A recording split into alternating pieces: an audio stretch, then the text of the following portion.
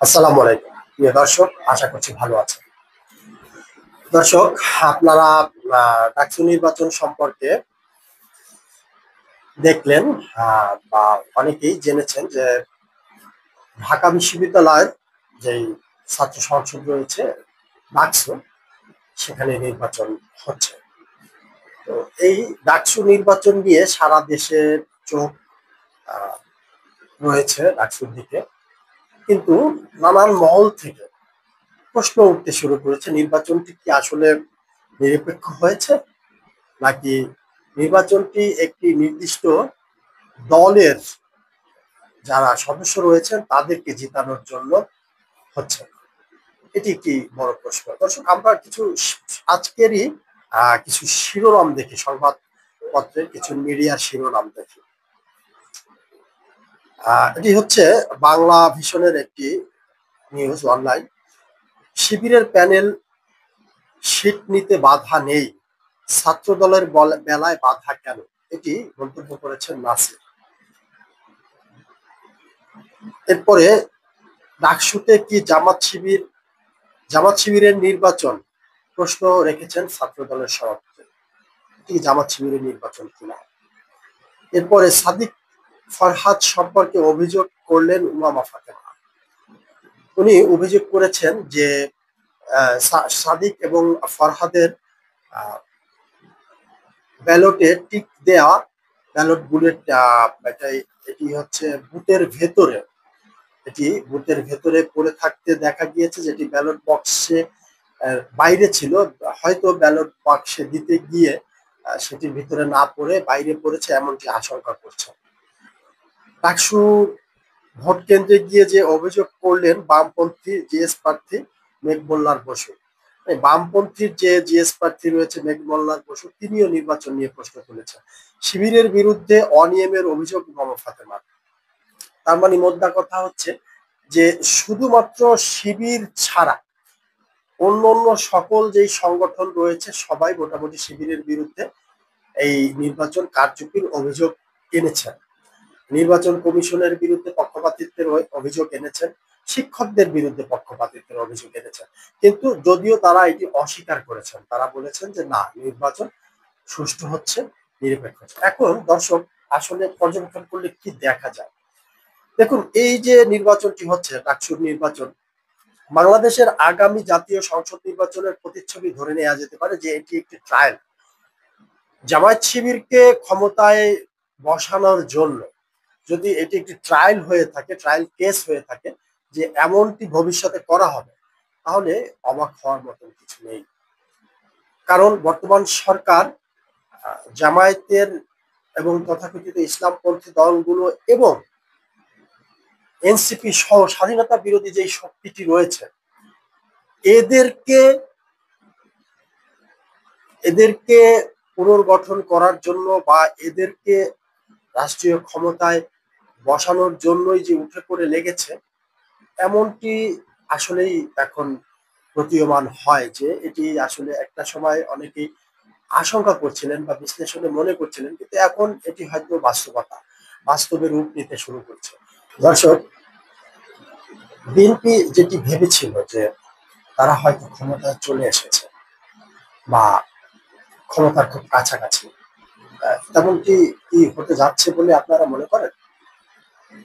অনেকেই কিন্তু এখন তেমনটি মনে করেন না। বিএনপি মাঠ পর্যায়ে তৃণমূলে যে তারা চাঁদাবাজি, দখল বাণিজ্য, এইটি নিয়ে যে ব্যস্ত রয়েছে, বিএনপির রাজনীতি অনেকটা এর ভিতরেই সীমাবদ্ধ হয়ে গেছে বা এর ভিতরেই আটকে আছে। অন্যদিকে জামায়াতে ইসলামী এবং ইসলামী ছাত্র শিবির, তারা কিন্তু ক্ষমতার খুব কাছাকাছি চলে এসেছে। অনেকেই মনে করছেন বা এমনটি আসলে প্রতীয়মান হয় যে ক্ষমতার কেন্দ্রবিন্দে সরকার সমর্থিত যেই সকল পদগুলো প্রয়োজন রয়েছে, সেগুলো তারা দখল করে আছে।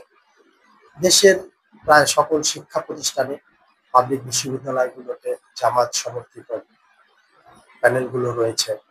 রাষ্ট্রের বড় বড় জায়গাগুলোতে পুলিশ সহ সচিবালয়, এই জায়গাগুলোতে জামাত তাদের নিয়ন্ত্রণে রেখেছে এবং তারা এই কারণেই এক ব্যাপক ক্ষমতার প্রভাব বলয় তৈরি করতে পেরেছে এবং সেটির আধিপত্য তারা দেখাতে পারছে। অন্যদিকে বিএনপি কেবলমাত্র মাঠ থেকে তৃণমূল থেকে চাঁদাবাজি নিয়ে ব্যস্ত রয়েছে বলে দেখা যাচ্ছে। দর্শক, আপনারাও কি এমনটি মনে করেন? বাস্তবতা অনেকটা কিন্তু সেরকমই দেখা যাচ্ছে। এখন অনেকেই মনে করছেন যে এই যে নির্বাচনটি, ডাকসু নির্বাচন, এটি কি কেবল জামায়াত শিবিরের নির্বাচন, নাকি এটি ডাকসু নির্বাচন, নাকি এটি আগামী জাতীয় সংসদ নির্বাচনের একটি ট্রায়াল কপি, যেটি আমাদের সামনে একটি ডেমো তুলে ধরা হলো। দর্শক, এবং অনেকেই মনে করছেন যে শিবির সমর্থিত প্যানেলকে ডাকসুতে স্টাবলিশড করার জন্য সকল রাষ্ট্র তার রাষ্ট্রযন্ত্রের সকল কিছু এই জায়গাতে ব্যবহার করছে। দর্শক, আপনারা হয়তো জানেন যে একটা সময় ছিল যখন এই শিবির ঢাকা ইউনিভার্সিটিতে কিন্তু প্রকাশ্যে রাজনীতি করতে পারত না। সেটি ৯০ দশকে ছিল, এমনকি ২০০৯ সাল পর্যন্ত সকল ছাত্র সংগঠনের সমঝোতার ভিত্তিতেই ঢাকা ইউনিভার্সিটিতে কিন্তু শিবির প্রকাশ্যে রাজনীতি করতে পারত না। ছাত্রলীগ, ছাত্র দল সহ অন্যান্য যে ছাত্র সংগঠনগুলো ছিল, তারা তখন এটিকে স্বাভাবিকভাবেই মানে তাদের নিজেদের প্রয়োজনে প্রতিহত করত। আজকে সেই জায়গাতে শিবিরকে ঢাকার প্রাণ কেন্দ্র, বাংলাদেশের প্রাণ কেন্দ্র ঢাকা ইউনিভার্সিটি বলা যায় যে এটিকে দিয়ে বাংলাদেশের রাষ্ট্রীয় ক্ষমতায় যে তাদের বসানো হচ্ছে সেটির একটি প্রতিচ্ছবি তুলে ধরা হচ্ছে। দর্শক, আপনারা কি এমনটি মনে করেন কিনা? আসলেই কি এটি ডাকসু নির্বাচন হচ্ছে, নাকি আগামী দিনের জাতীয় সংসদ নির্বাচনের একটি ডেমো বা একটি ট্রায়াল কপি এটি আমাদের সামনে উপস্থাপন করা হলো? এই ডেমনস্ট্রেশনের মাধ্যমে কি আগামী দিনের সংসদ নির্বাচনে কি হতে যাচ্ছে সেটি আমাদের সামনে তুলে ধরা হলো? এটি কিন্তু একটি বড় প্রশ্ন। দর্শক, আপনারাও আপনাদের মতামত জানাবেন। এবং দেখুন, লক্ষ্য করলে দেখা যায় যে বর্তমানে বিভিন্ন ভাবে রাজনৈতিক ভাবে জামায়াত এবং শিবির যে ক্ষমতাকে ব্যবহার করতে পারছে সেটি কিন্তু বাংলাদেশে এই মুহূর্তে অন্য কোনো রাজনৈতিক দল করতে পারছে না। বিশেষ করে বিএনপি সব থেকে বড় এই মুহূর্তে, আওয়ামী লীগ যেহেতু নেই মাঠে, বড় রাজনৈতিক দল হওয়া সত্ত্বেও তারা কিন্তু সেই সুবিধাটা নিতে পারছে না। তাহলে আবারও একই প্রশ্ন রেখে আজকের মতো শেষ করছি। এই ডাকসুর যে নির্বাচনটি, এই নির্বাচনটি কি আগামী জাতীয় সংসদ নির্বাচনের একটি ডেমো? জাতীয় সংসদে বাংলাদেশের রাষ্ট্র ক্ষমতায় জামায়াতকে কিভাবে প্রতিষ্ঠিত করতে হবে সেটির প্রতিচ্ছবি আমাদের সামনে তুলে ধরা হলো। ভালো থাকবেন, সুস্থ থাকবেন, দেখা হবে ইনশাআল্লাহ আগামী পর্বে। আজকের মতো আল্লাহ হাফেজ।